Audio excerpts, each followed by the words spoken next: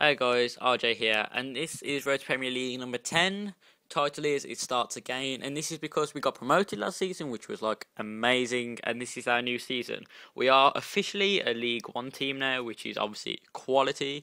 We've obviously gone up a league, and with going up a league, there is a lot that can happen. The transfer window is now open, there's people obviously coming into the team, there's people leaving the team.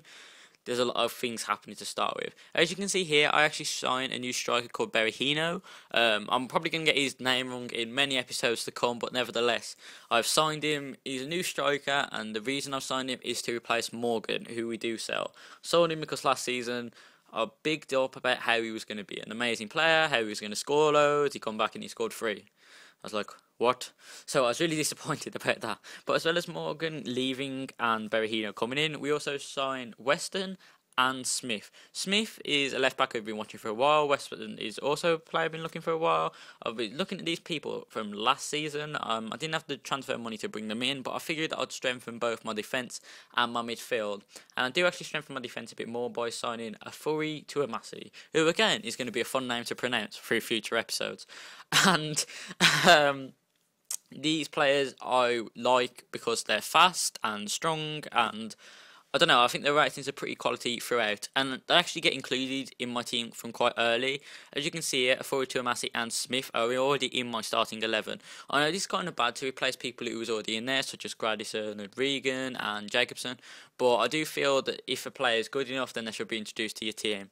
And Weston's also in there, which I didn't actually recognise he was in there, but Weston's in there. This team will obviously change throughout the season, and players that I've got now in the starting 11 could get injured and players could come in, and vice versa and stuff like that. So we start the season with a game against Notts County. I didn't show pre-season friendly games because it was just a bit pointless, and I ended up actually skipping them, if I'm honest, just because I couldn't feel any necessarily I didn't play them. Okay, end off. Right, and we start this game quite bad, and as you can see, just that Morgan scored against me. Bitch. He never scored hardly for me last season, but he managed to grab one for his new club on his debut, which is amazingly brilliant. And as well as the fact that I wanted to make a good start to his season, I wanted to not lose to Morgan's team. And we actually go on into the second half playing really well when Berahino comes on and puts a quality ball to Taylor, who should finish there saying how good he was last season, but he actually doesn't. And Weston actually cleans up for him and actually grabs the goal, which was really key, and he did actually grab us the lead. No, the draw. The draw is on fire. No, he grabbed us the draw, and then we actually went on with Weston again to get the win. There you go. I know what I'm saying. Okay, right. So it was actually a really interesting game for the first game of the season, and I actually really enjoyed playing it. And it was really fun being able to play with players again, because at the end of a season, it's like so long to go into the next season. It does say, like, there is a point where it says end season, and then the season ends. But as well as that, you do not seem to have games for a really long time, or like competitive games that mean stuff in a sense, instead of just games that are like pre-season friendlies. But as well as that, and like I said, a lot happened in this episode. The scout is set up in America. I've sent him there for 9 months. Reason is America is because for some reason America and England are only 90k to send the scout to, as places like Brazil is 225k.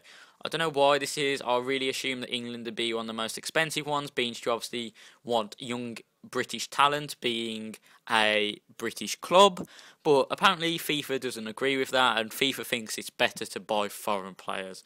So yeah, we're going for American players because Wynn's good and he's from America, and I know there's a decent players in America, and hopefully I'll be able to pick some of them up and sign them for the team and stuff, and hopefully it'll make the team into a really strong and better youth team, as I really do want to touch on youth players and really want to try and get youth players into the team.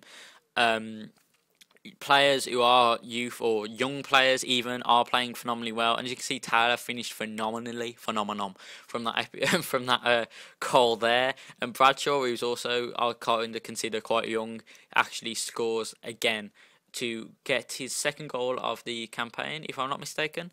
I'm not too sure. I don't know. I haven't commented this episode. My PVR messed up again, which is so annoying, and I don't know why it's doing it. If you have a PVR and you know what's going on, tell me, because I don't. It's just really annoying and really frustrating to have to deal with. But yeah, I've commentated this once and I'm having to do it again, and I'm like so many episodes ahead now. So I'm sorry if this is like really weird commentary and really like, he's not too sure what he's talking about.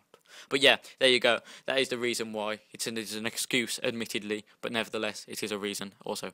So yeah, I'm going to pull this to an end here, guys. You can kind of watch like the last bit of the episode. Thanks for watching again. I'm sorry if this has been a bit shit. Hopefully next episode will be good. Thanks for watching as always. Peace.